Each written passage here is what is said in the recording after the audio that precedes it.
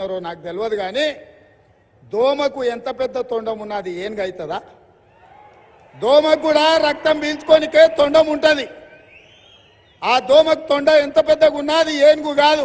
మరి ఎందుకు ఏనుగు తిరిగి దోమ దగ్గరికి పోయిండో ప్రవీణ్ కుమారే ఈ ప్రజలకు చెప్పాలి. ఇక భారతీయ జనతా పార్టీ ఇక నేను ఎక్కువ తక్కువ చెప్పదలుచుకోలే కానీ రాములు గారికి సన్ స్ట్రోక్, కొడుకు ఇంట్లో వేసి తాళం వేసి టికెట్ తెచ్చుకున్నాడు బీజేపీలో పోయి. ఏమున్నదా ఇవాళ ప్రవీణ్ అయినా భరత్ కుమార్ అయినా ఎల్లేకి ఎద్దు లేదంట, మల్లయ్యకు బండి లేదంట. ఇద్దరు కలిసి సిరిసనగండ్ల జాతరకు పోదామని మొక్కుకున్నారంట. ఆయనకు ఎద్దు లేదు, ఈయనకు బండి లేదు. ఇద్దరు కలిసి సవారి తీసి సిరిసనగండ్ల జాతరకు పోతారంట. ఇది శాస్త్రమైన పనేనా? ఇవాళ ఈ రాష్ట్రంలో కాంగ్రెస్ పార్టీ అధికారంలో ఉంది. 4.5 ఏళ్ళు మనం అధికారంలో ఉంటాం. ఈ 4.5 ఏళ్ళు రాజకీయాలు పక్కన పెట్టి మనందరం కలిసి కట్టుగా మన ప్రాంతంలో ఉన్న పెండింగ్ ప్రాజెక్టులు పూర్తి చేసుకోవాల్సిన బాధ్యత వాళ్ళిద్దరి మీద లేదా అని నేను అడుగుతున్నా. చదువుకున్న మేధావి ప్రవీణ్ కుమార్ గారు ఈ మాత్రం ఆలోచన వారికి రాదా? ఇవాళ చంద్రశేఖరరావును ప్రజలు తిరస్కరిస్తే తిరస్కరించిన చంద్రశేఖరరావు పక్కన మీరు కూర్చుంటే తెలంగాణ సమాజం ముందు మీరు దోషిగా నిలబడరా?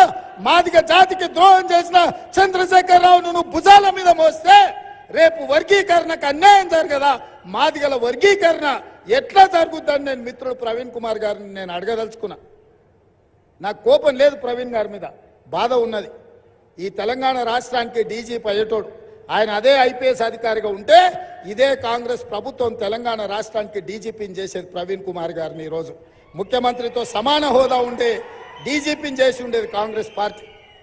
ఇదే కాదు, తెలంగాణ రాష్ట్రం వచ్చిన తర్వాత మన ప్రభుత్వం ఏర్పడ్డ తర్వాత తెలంగాణ పబ్లిక్ సర్వీస్ కమిషన్లో 30 లక్షల నిరుద్యోగులు నమోదు చేసుకున్నారు. 2 లక్షల ప్రభుత్వ ఉద్యోగాలు ఖాళీలు ఉన్నాయి. భర్తీ చేయడానికి లక్షలాది మంది నిరుద్యోగ యువకుల కళ్ళల్లో ఆనందం చూసి వెలుగులు నింపడానికి పబ్లిక్ సర్వీస్ కమిషన్ చైర్మన్ గా ప్రవీణ్ కుమార్ గారిని నిర్ణయిస్తుందని మన ప్రభుత్వము మాట్లాడితే ఆ పదవి వారు తీసుకోలే. వారి కారణాలు వారికి ఉండొచ్చు, నాకు తెలియదు. ఎందుకు నేను వారిని అడిగినా అంటే అట్టడుగు వర్గాల నుంచి పాలమూరు నుంచి వచ్చిన బిడ్డ ఒక మాదిగ సోదరుడు ఆ పబ్లిక్ సర్వీస్ కమిషన్ చైర్మన్ గా ఉంటే నిరుద్యోగ యువకులకందరికీ న్యాయం జరుగుతుందన్న ఆలోచన నేను చేసిన. ఆ పదవి తిరస్కరించి ఇవాళ దొరల గడీల దగ్గర కాపలా నిలబడడానికి మిత్రుడు ప్రవీణ్ కుమార్ గారు నిలబడ్డారు. మిత్రులారా, మీరు వేసే ఓటు ప్రవీణ్ కుమార్కు కాదు, మీరు వేసే ఓటు మొన్న మీరు బొందబెట్టిన చంద్రశేఖరరావుకు పోతుంది తప్ప ఓటు ప్రవీణ్ కుమార్కు పోదు. చంద్రశేఖరరావు కూసో అంటే కూసోవాలి, లెయ్య అంటే లేవాలి. ఇవాళ ప్రవీణ్కు ఒకవేళ అప్పితప్పి మీరు ఓటేస్తే చంద్రశేఖరరావు తీసుకుపోయి నరేంద్ర మోడీకి తెగ నమ్ముకుంటాడు. 10 ఏళ్ళు 10 మంది 12 మంది ఎంపీలను ఇస్తే ఢిల్లీలో ప్రతిసారి పోయి మోడీకే మద్దతు ఇచ్చింది కదా ఈ కేడీకి ఓటెందుకని నేను అడుగుతున్నా.